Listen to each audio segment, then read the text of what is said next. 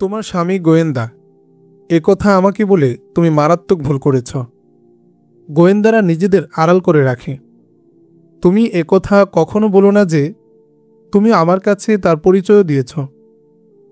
তোমার স্বামী যে গোয়েন্দা একথা আর কাউকে জানতে দিও না। আমি তোমাকে বলেছিলাম মনের যে কথা তোমার স্বামীকে তুমি বলতে পারছো না, আমাকে বলো। আমি তোমাকে আমার বোন, আমার কন্যা মনে করব। আমি নিজে তো আহত, এজন্য তোমার মতো আহত দুঃখীর অবস্থা বুঝতে পারি। তুমি আমার স্বামীকে তো বলে দিবে না যে আমি তোমার সাথে তার কথা বলেছি, বলল তরুণী। আমি তোমাকে ধোঁকা দিব না, বলল হাশেম। আমি তোমাকে পরামর্শ দিচ্ছি, আমার কাছে তুমি আসবে। আমি একাই থাকি, দুনিয়াতে আমার কেউ নেই। সত্যি কথা বলতে আমার কোনো ধর্মও নেই, কোনো ধর্মের প্রতি আমার কোনো অনুরাগ নেই। মুসলমানরা আমার সাথে যে ব্যবহার করেছে তাতে আমি বিরক্ত হয়ে গেছি। তাদের কাছে ধর্ম শুধু প্রজাদের জন্য পালনীয়। শাসকরা নিজেদেরকে ধর্মের অনুশাসন থেকে দূরে রাখে। মুসলমানদের মধ্যে এখন নানা কোন্দল। স্পেন বিজয়ীরা বলেছিল ইসলামকে তারা সারা ইউরোপে ছড়িয়ে দিবে, কিন্তু এখন মুসলমানদের যা অবস্থা, স্পেনে তারা টিকে থাকতে পারবে না। এই নওমুসলিম যুবতী যখন তার বাড়িতে ফিরল, তখন সে বুঝতে পারল হাশেম নিছক শুধু একজন কামার নয়, তার মধ্যে এমন একটা বিশেষ বৈশিষ্ট্য রয়েছে যা সাধারণ মানুষের মধ্যে দেখা যায় না। স্পেনের ইতিহাসে হাশেম কামার সাধারণ মানুষের চেয়ে অনেক বেশি মেধাবী ও দূরদর্শী ছিল। সে মুআল্লিদিনের অন্তর্ভুক্ত ছিল না বটে, কিন্তু মুসলমানদের অনইসলামিক রীতিনীতি তাকে ইসলামের প্রতি বিতৃষ্ণ করে ফেলেছিল। পেশাগত কারণে তার কাছে ঘোড়ার পাদানি ও অন্যান্য কাজে লোকজনের যাতায়াত ছিল। মুসলিম খ্রিস্টান নির্বিশেষে কাজের প্রয়োজনে সব শ্রেণীর মানুষ আসত তার কাছে। ইসলামের প্রতি বিতৃষ্ণ হয়ে হাশেম কামার খ্রিস্ট ধর্মের প্রতি আকর্ষণ বোধ করতে শুরু করল। এই আকর্ষণকে আরও মজবুত করল তার কয়েকজন ঘনিষ্ঠ বন্ধু। ঘনিষ্ঠজনদের একাত্মতায় তারা একটি স্বতন্ত্র সংগঠনের মতোই গড়ে তুলতে শুরু করল। এরা মুআল্লিদিন না হলেও মুআল্লিদিনেরই একটি শাখায় পরিণত হল। হাশেম কামার তার ঘনিষ্ঠজন ও তার সংগঠনের প্রত্যেকের সাথেই বলে দিল ফ্লোরার পিতার কথা। সবাইকে সতর্ক করে দিল সে একজন ভয়ঙ্কর সরকারি গোয়েন্দা। ফ্লোরার মা হাশেমের কাছে নিয়মিত যেতে শুরু করল। হাশেমকে সে পীরের মতো মান্য করে, তার সব কথা পালন করে। সে তার মনের অবস্থা হাশেমকে বলল, আমি একান্ত ইচ্ছা থাকা সত্ত্বেও ইসলাম ধর্মকে মনে প্রাণে গ্রহণ করতে পারিনি। আমার স্বপ্ন শুধুই স্বপ্ন নয়, আমার কাছে মনে হয় এটি ছিল সুস্পষ্ট দিক নির্দেশনা। হ্যাঁ, তা ঐশী নির্দেশই বটে, বলল হাশেম। তবে তোমার স্বামীকে বুঝতে দিও না যে তোমার মনের মধ্যে ইসলামের প্রতি মোটেও শ্রদ্ধাবোধ নেই। পরবর্তী আরেক সাক্ষাতে হাশেম ফ্লোরার মাকে বলল, তুমি এখন আর এই স্বামী ত্যাগ করতে পারবে না। স্বামীকে ত্যাগ করার চেষ্টা করলে নির্ঘাত মারা পড়বে। আমি স্বামীকে ত্যাগ করতে চাইও না। আমি তাকে এতটুকু ভালোবাসি যতটুকু আমি ভালোবাসি খ্রিস্ট ধর্মকে। আমি তার সাথে বসবাস করেই খ্রিস্ট ধর্মের জন্য কিছু একটা করতে চাই, নয়তো সেই স্বপ্ন আমাকে পাগল করে ফেলবে। প্রথম সন্তান জন্ম দিচ্ছ তুমি, সেই সন্তান ছেলে বা মেয়ে যাই হোক, তাকে অতি সঙ্গোপনে খ্রিস্ট ধর্মের দীক্ষা দিবে, বলল হাশেম। অনাগত শিশুর মধ্যে খ্রিস্ট ধর্মের শ্রদ্ধা ও ইসলাম ধর্মের প্রতি ঘৃণা জন্ম দিয়ে তার নিজের অবস্থায় ছেড়ে দিবে। এর পরবর্তী সন্তানের বেলায় এই ঝুঁকি নেওয়া ঠিক হবে না, তাহলে ওর পিতা ব্যাপারটি জেনে যেতে পারে। যা হবে তোমার জন্য খুবই ভয়ঙ্কর। যে সন্তানকে তুমি খ্রিস্ট ধর্মের শিক্ষা দিবে, সে তার চলার পথ নিজেই আবিষ্কার করে নিতে পারবে। তাতে তোমার হৃদয় শান্তি পাবে। তাছাড়া তুমি খ্রিস্ট ধর্মের জন্য আরও একটি কাজ করতে পারো। তোমার স্বামী সরকারি গোয়েন্দা। তুমি তার কাজকর্ম ও সরকারি সিদ্ধান্তসমূহ অতি কৌশলে জেনে নেবে। ক্রমাগত তার কাছ থেকে জানতে চেষ্টা করবে খ্রিস্টানদের সম্পর্কে সে নতুন কিছু জানতে পেরেছে কিনা। সে যদি আমাদের ব্যাপারে কখনো কোনো কথা বলে তাহলে সে কোনো ভূমিকা নেওয়ার আগেই আমাদের জানিয়ে দেবে। হাশেমের এসব কথায় যুবতী অন্তরে দারুণ এক প্রশান্তি অনুভব করতে লাগল। যে স্বামী মাটির নিচের খবরও জানত, সে মোটেও বুঝতে পারল না তার ঘরেই মায়া ও প্রেমের আড়ালে সাংঘাতিক প্রতিপক্ষ মাথা চারা দিতে শুরু করেছে। কিছুদিন পর ফ্লোরাকে প্রসব করল তার মা। আসলে ওর পিতৃপ্রদত্ত নাম ফ্লোরা ছিল না, কিন্তু তার মুসলমান গোয়েন্দা বাবার দেয়া নামের চেয়ে তার খ্রিস্টান মায়ের দেয়া নামই পরবর্তীতে বেশি খ্যাতি লাভ করে। চাপা পড়ে যায় তার মুসলমান ও পিতৃপ্রদত্ত নাম। ফ্লোরা যখন একটু একটু বুঝতে শুরু করল, তখন থেকেই তার মা তাকে খ্রিস্ট ধর্মের নানা গল্প শোনাতে শুরু করল এবং বোঝাতে লাগলো খ্রিস্ট ধর্মই প্রকৃত ধর্ম, ইসলাম কোনো ধর্মই নয়, শুধুই বিভ্রান্তি। ফ্লোরার বয়স 1 বছর হতে না হতেই তার মা আরেকটি ছেলে সন্তান জন্ম দিল। এর 2 বছরের মাথায় তার মায়ের গর্ভে তৃতীয় একটি মেয়ে সন্তান জন্ম নিল। ছেলে সন্তানের নাম রাখল বদর। ছেলে অতি শৈশব থেকেই তার পিতার রীতিনীতি রপ্ত করতে শুরু করল। তার মা ফ্লোরার প্রতি তার সবিশেষ মনোযোগ নিবদ্ধ রাখল। 13-14 বছর বয়সে ফ্লোরা ইসলাম ও মুসলমানদের প্রতি এতটাই বিতৃষ্ণ ও বিদিষ্ট হয়ে পড়ল যে সে তার পিতাকে জন্মদাতা এবং ভাইকে ভাই ভাবাও ছেড়ে দিয়েছিল। তার মা তাকে খ্রিস্টানদের উপর মুসলমানদের নানা নির্যাতন ও অমানবিক অত্যাচারের গল্প কাহিনী শোনাত। তার দেখা স্বপ্নের কথা বলতো এবং মুসলমানদের প্রতি ফ্লোরার মনে ঘৃণাবোধ উস্কে দিত। ফ্লোরাকে তেমন বাইরে বের হতে দিত না তার মা। সে ভয় পেত এই ছোট্ট মেয়ে যদি কখনো তার মনের মাঝে খ্রিস্ট ধর্মের প্রতি শ্রদ্ধা ও ইসলামের প্রতি ঘৃণার কথা প্রকাশ করে দেয় তাহলে সব ভেদ ফাঁস হয়ে যাবে। কারণ এই মহল্লার সব মানুষ ফ্লোরাদের পরিবারকে একটি নিষ্ঠাবান মুসলমান ঘর বলেই জানে। তখন ফ্লোরার বয়স 18 বছরের যুবতী ফ্লোরা জানালার পাশে দাঁড়িয়ে সেনাবাহিনী ও আমির আব্দুর রহমানের যুদ্ধ শেষে রাজধানীতে ফিরে আসা প্রত্যক্ষ করছিল। বহু মানুষের দৃষ্টি ফ্লোরা পর্যন্ত এসে স্থির হয়ে যাচ্ছিল। ফ্লোরার সৌন্দর্য দেখে চলমান মানুষের দৃষ্টিও স্থির নিশ্চল হয়ে পড়েছিল। ফ্লোরা এখন 18 বছরের যুবতী। সে জানালায় দাঁড়িয়ে আমির স্পেন ও সেনাবাহিনীর রাজধানীতে ফেরার দৃশ্য দেখছিল, আর অসংখ্য মানুষের দৃষ্টি সুন্দরী অষ্টাদশী ফ্লোরার চেহারায় থেমে যাচ্ছিল। আমির স্পেন ও সেনাবাহিনীর বিজয় স্পর্ধিত ফিরে আসার দৃশ্য দেখে ক্ষোভ ঘৃণায় রিরি করছিল ফ্লোরার দেমাগ। তার মা ফ্লোরাকে বলেছিল সেও যেন অন্যান্য মেয়েদের মতো সেনাবাহিনীর উপরে ফুলের পাপড়ি ছিটিয়ে দেয় এবং হাত নাড়িয়ে তাদের অভিবাদন জানায়।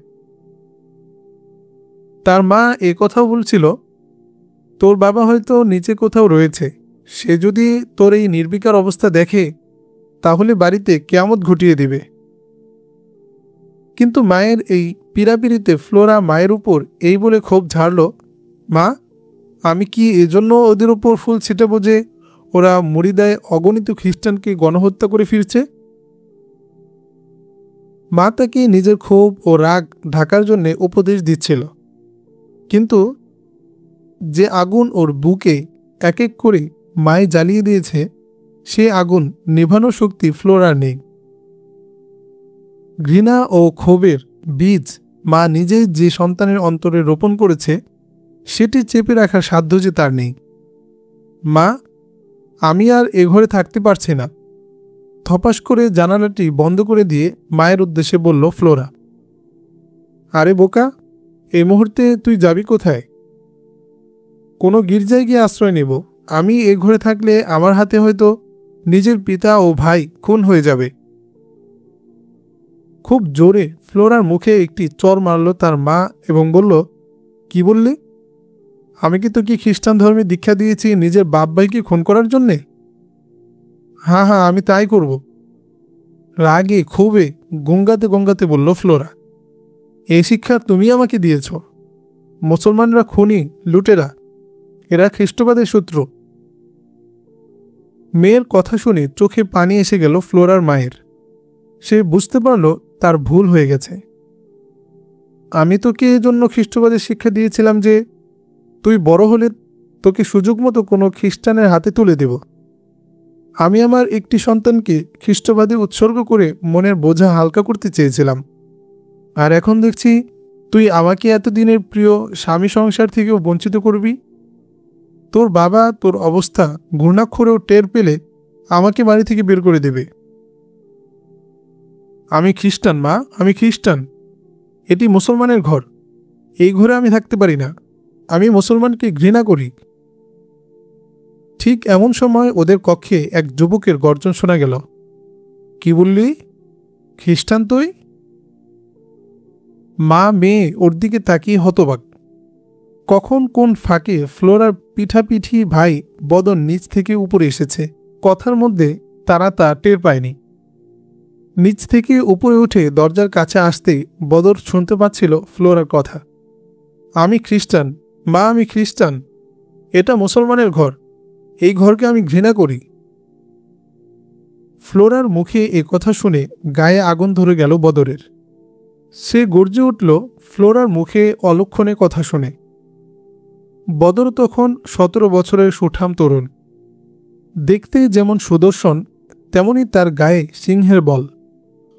ফ্লোরার কথায় ওকে ক্ষুব্ধ দেখে মা ছেলে ও মেয়ের মাঝখানে এসে দাঁড়াল। সে অন্য একজনের কথা বলছিল। বদর, আমি তোকে সব বলছি। তোমাকে বলতে হবে না মা, আমি ওকে বলছি, কঠিন কণ্ঠে বলল ফ্লোরা। তবে শোনো, আমি খ্রিস্টান। নিজ ধর্মের খুনিদের আমি ভালোবাসতে পারি না। আমি খুনিদের ধর্ম কখনো মানব না। এই বলে সে ইসলাম ও মুসলমানদের বিরুদ্ধে অশ্রাব্য কথা বলতে শুরু করল। বদর ওর মুখে এত জোরে এক থাপ্পড় মারল যে ফ্লোরা দেয়ালে ধাক্কা খেয়ে মেঝেতে লুটিয়ে পড়ল। সে অন্যান্য তরুণীর মতো আঘাতে আহত হয়ে কান্নাকাটি না করে অপর কক্ষের দিকে দৌড়াল। সেই ঘরে ছিল একটি তরবারি ও দুটি বর্শা। ফ্লোরা তরবারি কোষমুক্ত করছিল, ঠিক তখনই সে কক্ষে প্রবেশ করল বদর। বদর ওর হাত থেকে তরবারি ও কোষ ছিনিয়ে নিয়ে এমন পিটুনি দিল যে ফ্লোরা পালঙ্কের উপর পড়ে গঙ্গাতে লাগল।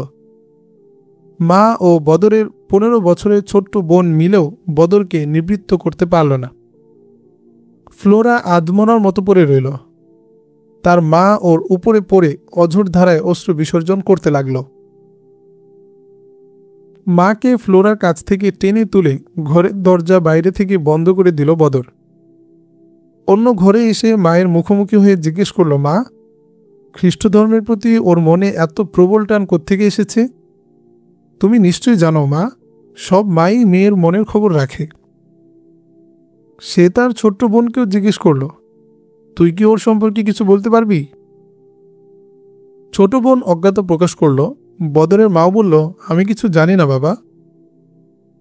তুমি এই কথায় কি আব্বুকেও খুশি করতে পারবে যে তোমার মেয়ের এই অবস্থা সম্পর্কে তুমি কিছুই জানো না?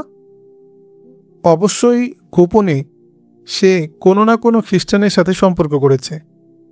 কোনো মুসলমানের সাথে পরিচয় হলে খ্রিস্টানদের গণহত্যা কেন করা হয় তার ব্যাখ্যাও বলতো। খ্রিস্টানদের আসলে গণহারে হত্যা করা হয় না। বিদ্রোহ দমনে যুদ্ধের মোকাবেলায় ওরা মারা যায়। ওরা নিজেদের ধর্ম রক্ষার জন্য যুদ্ধ করে, আর আমরা আমাদের ধর্মের জন্য জিহাদ করি। আমাদের সেনাবাহিনীর কাছে যেসব অস্ত্র রয়েছে ওদের হাতেও এমন অস্ত্র রয়েছে। মুরিদার গভর্নরকে আটক করে ওরা সেখানে খ্রিস্টান শাসন চালু করতে বিদ্রোহ করেছিল। তুমি নিজেই তো তোমার পিতৃভূমি কতলোনিয়ার বিদ্রোহের কথা বলেছিলে। ওখানে লড়াই আগে কে শুরু করেছিল? এর আগে তালিতাতে কি ঘটেছিল তাও তো তুমি জানো। মা, আমরা মুসলমান। ইসলামের প্রসার ঘটানো আমাদের ধর্মীয় দায়িত্ব। মুসলমানদেরকে কোরআনে কারিমে নির্দেশ দেওয়া হয়েছে কুফরি তথা ফিতনা নির্মূল না হওয়া পর্যন্ত ওদের বিরুদ্ধে যুদ্ধ করতে থাকো। কান্না ছাড়া মা আর কোনো জবাব দিল না। আগামীকাল সকালে আব্বু বাড়ি ফিরবেন। আব্বু আসা পর্যন্ত ওকে এই ঘরেই বন্ধ করে রাখতে হবে। সেই রাতের ঘটনা। তালাবদ্ধ ঘরে একাকী বন্দিনী ফ্লোরা। সন্ধ্যা রাতে ছোট্ট বোন ফ্লোরার জন্যে খাবার নিয়ে গিয়েছিল, কিন্তু এই ঘরের খাবার তো দূরের কথা, পানিটাও আমার জন্য হারাম। এই খাবার আমি খাবো না, নিয়ে যা বলে ফিরিয়ে দিয়েছিল ফ্লোরা। এরপর মা নিজে এসে ফ্লোরাকে খাওয়ানোর জন্যে বহু চেষ্টা করেছিল, কিন্তু ফ্লোরা মায়ের হাতের খাবার খেতেও অস্বীকৃতি জানিয়েছিল। শরীরের ব্যথার কারণে ঘুমাতে পারছিল না সে। ব্যথায় বিছানায় পড়ে এপাশ ওপাশ করছিল। রাতের দ্বিপ্রহরে পালঙ্ক ছেড়ে উঠে গেল ফ্লোরা। বন্ধ দরজায় কান লাগিয়ে পাশের কক্ষের অবস্থা বুঝতে চেষ্টা করল সে। অপর কক্ষে তার মা, বোন ও ভাই গভীর ঘুমে আচ্ছন্ন। সে তার ঘরের জানালা খুলল। জানালা দিয়ে নিচে নামা প্রায় অসম্ভব ছিল। জানালার নিচে বাড়তি একটি কাঠের মতো ছিল, সেটিতে পা ঠেকিয়ে নিচে নামা ছিল ঝুঁকিপূর্ণ। ফ্লোরা মরণ পণ করে ফেলল। মরতে হলে মরবে, কিন্তু এই ঘরে সে আর কিছুতেই থাকবে না। মৃত্যু ভয় তার হৃদয় থেকে সম্পূর্ণ দূর হয়ে গিয়েছিল। সে জানালা দিয়ে কক্ষ থেকে বের হয়ে বাড়তি কাঠের সাথে পা ঠেকিয়ে দেয়ালের সাথে নিজেকে লেপ্টে রেখে কোনো মতে পাশের একতলা বাড়ির ছাদে নেমে পড়তে সক্ষম হল। এখন এই একতলা বাড়ির ছাদ থেকে নিচে নামাটা তার পক্ষে আরেক সমস্যা হয়ে দেখা দিল। ছাদের উপর থেকে সে উঠানের দিকে একটি কাঠের সিঁড়ি দেখতে পেল, কিন্তু কাঠের সিঁড়ি বেয়ে নিচে নামলে অন্যদের টের পাওয়ার সম্ভাবনা আছে। এজন্য কি করবে, কিভাবে নামবে ভেবে পাচ্ছিল না। চাঁদনি রাত, চাঁদের ঝলমলে আলোয় সবকিছু ঝলমলে। ফ্লোরা জানত তাদের পাশের এই বাড়িটি এক আরবি বৃদ্ধ মুসলমানের। তার এক যুবক ছেলে এবং তার যুবতী বউ ও বৃদ্ধ বাস করে এই বাড়িতে। এই যুবকটি ফ্লোরার জন্য ভয়ের কারণ। যে কোনো পরিস্থিতির মোকাবেলার জন্য কাপড়ের নিচে লম্বা একটি খঞ্জর সে কোমরে গুজে নিয়েছিল। উদ্ভূত যে কোনো পরিস্থিতিতে মৃত্যুকে আলিঙ্গন করতে পিছুপা হবে না সে, কিন্তু এর আগে নিজেও দু একজনকে খতম করে ছাড়বে। ক্ষুব্ধ ক্ষুধার্ত বাঘিনীর মতো হয়ে পড়েছে ফ্লোরা। যে যুবক ছিল ফ্লোরার জন্য আতঙ্ক, হঠাৎ সেই যুবকই ঘর থেকে বেরিয়ে এলো বাড়ির উঠানে। ঘরের ছাদের দিকে তাকিয়ে ফ্লোরা তাকে দেখার আগে যুবক দেখে ফেলল তাকে। হয়তো বাড়ির ছাদে কোনো মানুষের পায়ের আওয়াজ পেয়েছিল যুবক। বাড়ির ছাদে নারীর মতো ছায়ামূর্তি দেখে যুবক সিঁড়ি ভেঙে উপরে উঠতে শুরু করল। হতোদ্যম হয়ে গেল ফ্লোরা। তার পালানোর কোনো পথ নেই। হঠাৎ ফ্লোরার মাথায় একটি বুদ্ধি খেলে গেল। নিজেকে সামনে নিয়ে দ্রুত পায়ে সিঁড়ির দিকে এগিয়ে গিয়ে মুখে আঙ্গুল রেখে ক্ষীণ স্বরে বলল, উপরে উঠে এসো, জোরে আওয়াজ করো না, আমি ফ্লোরা। ফ্লোরা? ঠায় থমকে দাঁড়ালো যুবক। এত রাতে তুমি এখানে কি করছো? আরে বোকা, উপরে এসো আর মুখ বন্ধ রাখো। হঠাৎ করে ফ্লোরা অনুভব করল আসলে অনিন্দ সুন্দরী সে। এই যুবকের মতো যুবকেরা তাকে ঘাড় ঘুরিয়ে ঘুরিয়ে দেখে। কোনো যুবকের সামনে পড়লে পলক নাড়াতে চায় না যুবকেরা। পাশের বাড়ির এই যুবকও তাকে ক্ষুধার্ত পিপাসার্থের দৃষ্টিতেই বারবার দেখত। কাজেই নারীত্বের কারিশমাকে ব্যবহার করার তড়িৎ সিদ্ধান্ত নিল সে। যুবক উপরে উঠে জিজ্ঞেস করল, কেন এসেছ? তোমার সাথে মিলিত হতে এসেছি, বলল ফ্লোরা। একই সাথে যুবকের একটি হাত নিজের হাতে নিয়ে চুমু খেল এবং বলল, দীর্ঘদিন ধরে তোমার প্রেমের আগুনে জ্বলছে আমি। মনটাকে পাথর চাপা দিয়ে রেখেছিলাম, কিন্তু তবুও থাকতে পারলাম না। একটু আগে আমি তোমাকেই স্বপ্নে দেখছিলাম। ঘুম থেকে জেগে আর নিজেকে ধরে রাখতে পারলাম না। জানি না কিভাবে এখানে এসে গেছে আমি। এসো, তুমি আমার কাছে এসো। আসলেই ফ্লোরার রূপ সৌন্দর্য ছিল অসাধারণ। স্বপ্নের এই সুন্দরীকে হাতের মুঠোয় পেয়ে বিবেকবোধ হারিয়ে ওর হাতের পুতুলে পরিণত হলো যুবক। সে ফ্লোরাকে বাহুবন্ধনে নিয়ে নিল। ফ্লোরা তার কোমল স্নিগ্ধ গণ্ডদয় যুবকের মুখে ছোঁয়াল। ফ্লোরার রেশমি কোমল চুল যুবকের নাকে মুখে ছড়িয়ে পড়ল। যুবক যখন ফ্লোরার শরীরের উষ্ণতা অনুভব করল, তখন তার আর স্বাভাবিক চেতনাবোধ সক্রিয় রইল না। ফ্লোরা তাকে বলল, চলো আমরা এখান থেকে সরে যাই।